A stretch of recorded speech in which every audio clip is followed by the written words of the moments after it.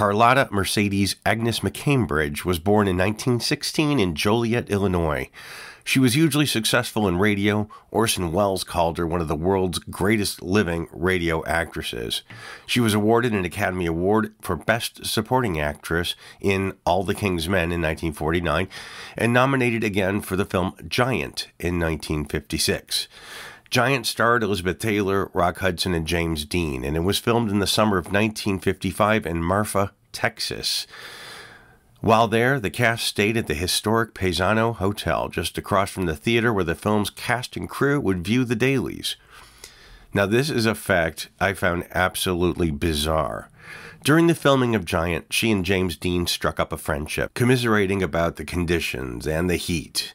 Mercedes referred to Marfa as the ugliest landscape on the place of the earth. Sheer nothing, no hills, no water, no trees, no grass, just vast, empty acres of creepy crawlies and dive-bombing bugs. She said that she and Jimmy said to each other, "If you weren't here, I'd kill myself." Not over-exaggerating her place in James Dean lore, she said, few people, I think, were privy to James Dean's self, and I was certainly not one of them. There was no chance of knowing Jimmy any better than Jimmy wanted you to know Jimmy. Here's the bizarre bit. On Saturday, October 1st, 1955, Mercedes and her husband were on a road trip from the Bakersfield area to San Francisco. I'll read this excerpt from Mercedes McCambridge's autobiography. Saturday, we started out on a shortcut route for Pebble Beach, where we would spend the night. We had gone about 60 miles, I guess, on this isolated highway, straight and solid and deserted. I told Fletcher, her husband, the country was very much like the Giant country in Texas. Fletcher said we should watch for a gas station because the tank was low, and pretty soon, on our right, there it was, a beaten-up old station with a lean-to, tin-roofed garage. Nothing else, just hot space. Now, these are Mercedes' words. A great slovenly peasant girl came out to fill the tank, and while Fletcher was with her, I went inside to the grubby little cigarette stand for a couple of Cokes. Then the fat lady said to Fletcher, "We have James Dean's sports car in the garage." And Fletcher, knowing that Jimmy was always racing up in that area, said rather calmly, "Oh, is that so?" thinking Jimmy was having it repaired there. Then Fletcher heard me call, "Oh my God," and he thought I had just seen Jimmy coming out of the men's room, and we were wildly glad to see each other. But what happened was this.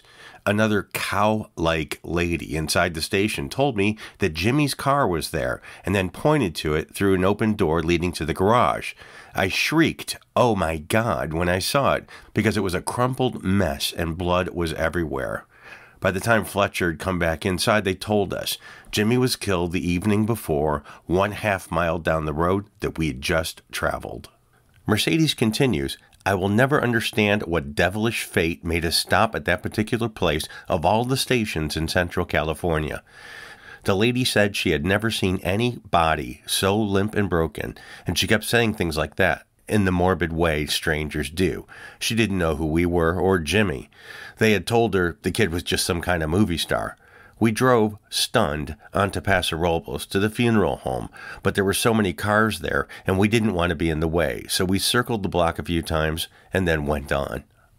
Mercedes was actually an attractive woman, but the roles that she chose or was cast in were always these really nasty, rough around the edges, straight up, just butch characters. The leather jacket wearing hoodlum in Touch of Evil.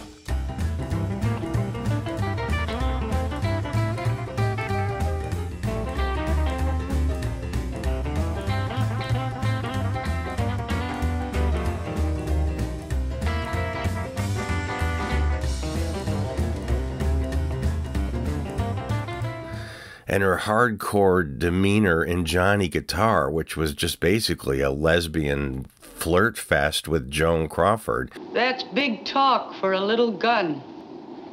You can't shoot all of us. You don't have the nerve. Try me." All right. Break it up here, man. Break it up.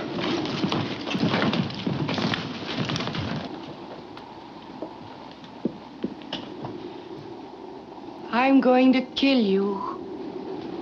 I know. If I don't kill you first. Mercedes described Joan Crawford as a mean, tipsy, powerful, rotten egg lady. Mercedes said, "One of the most destructive things in my life was the kind of parts I played in pictures. I studied Shakespeare and the classics. I ended up shooting Joan Crawford and killing a horse that Elizabeth Taylor was in love with. That was in Giant." She continued, "I'm serious. I played the worst Harrigans, the most hard-bitten women, the absolute heavies, and it just about did me in." Mercedes even showed up on classic television programs, of course, playing bad people in Lost in Space. Sibylla, I just thought of something. My tape recorder. I would be lost without it. I'd better go and get it. Oh, no, you mustn't go back there now, Zachary. The plants are eating. Oh, no, you'll be swallowed alive. Zachary, please don't go. Zachary, come back. Just tell him that you're going to be his daddy, Zachary. He won't harm you if he knows you're going to be his daddy. And in 1968, an episode of Bewitched.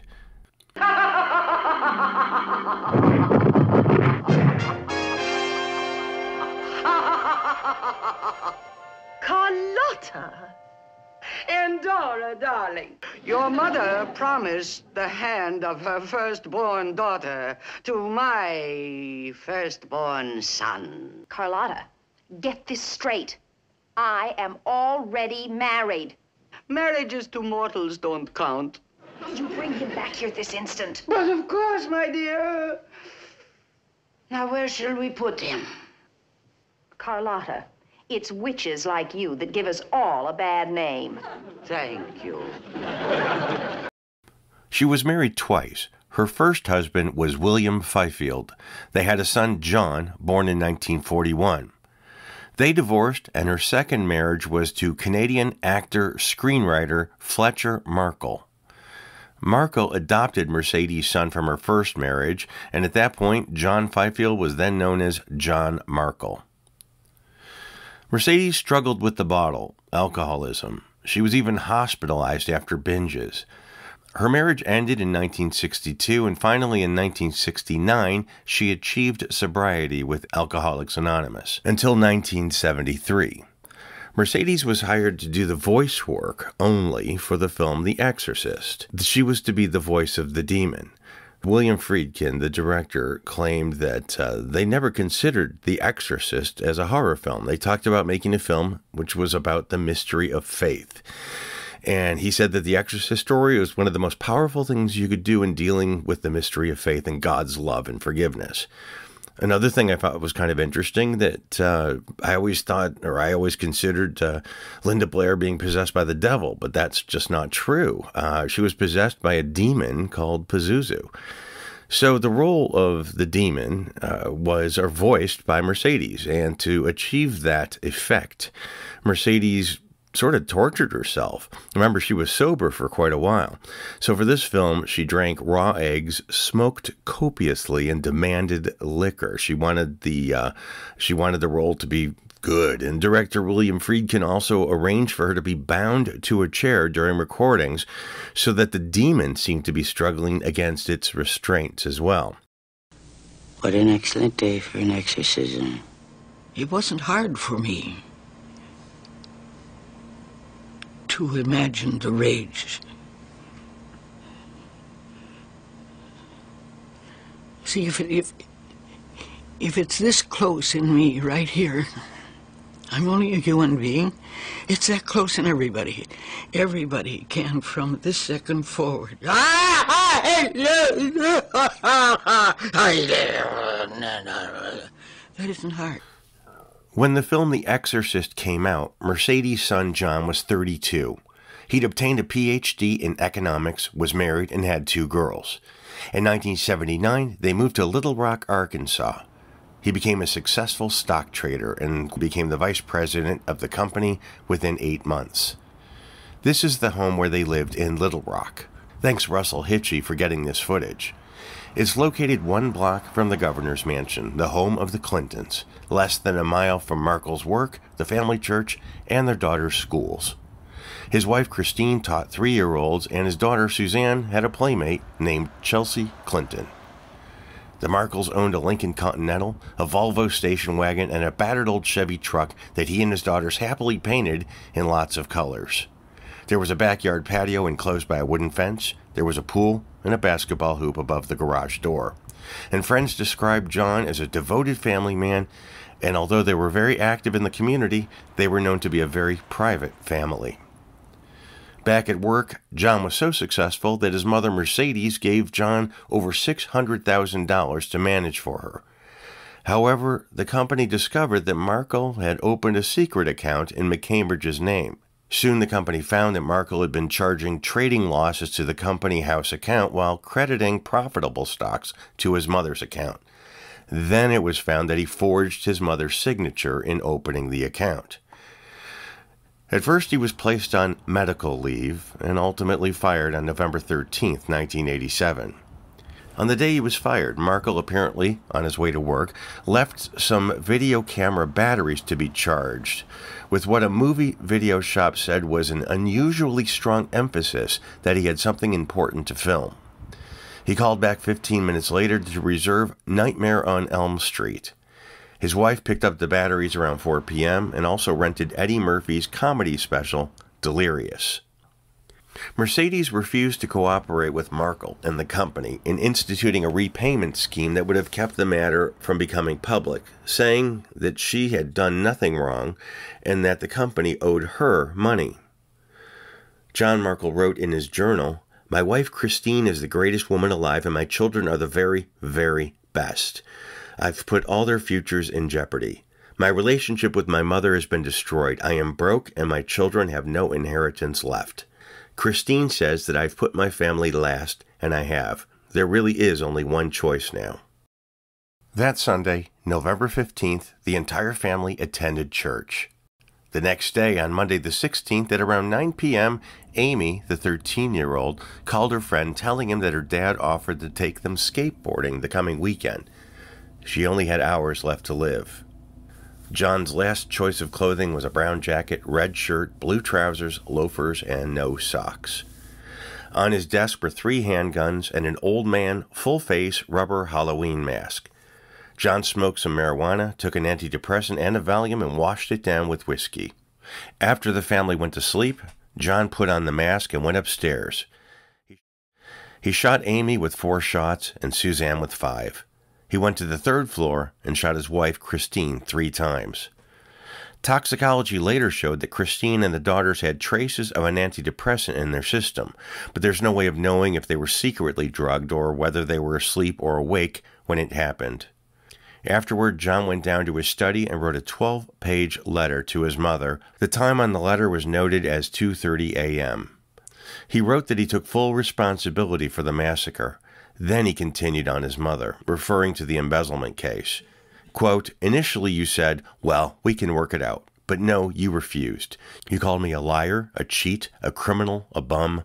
You said I've ruined your life. You were never around much when I needed you, so now I and my whole family are dead, so you can have the money. Night, mother." Just after 4 a.m., Markle's lawyer received a call from John, who said there was an emergency. Markle also said there would be a briefcase waiting for him by the front door. Then he hung up. The lawyer called back, but there was no answer, so he called the police and went to the house himself. He found the front door unlocked, but didn't venture inside, but he flagged down a patrol car. Markle was found with 2 wounds, 1 on each of his temples. He'd used 2 weapons at the same time. The briefcase near the front door contained instructions of how to dispose of Markle's property and directing that all of the bodies were to be cremated. The coroner noted that Markle did it in neither haste or anger. It was an act of macabre benevolence. Mercedes McCambridge flew to Little Rock by private plane from her San Diego home.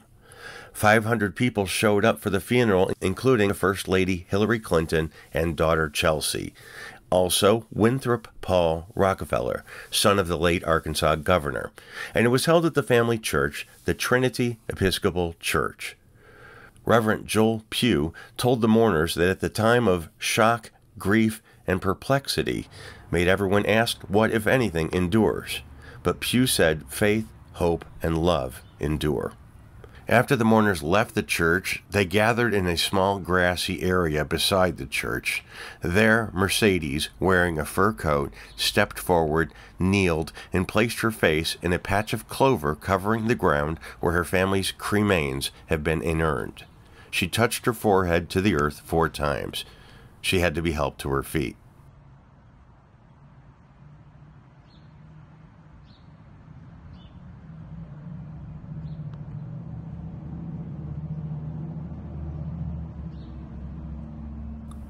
For the rest of her life, Mercedes worked tirelessly to bring attention to the perils of alcoholism and the benefits of seeking treatment. She was once quoted as saying, "Alcohol is a patient drug. It will wait for the alcoholic to pick it up one more time. It will wait forever."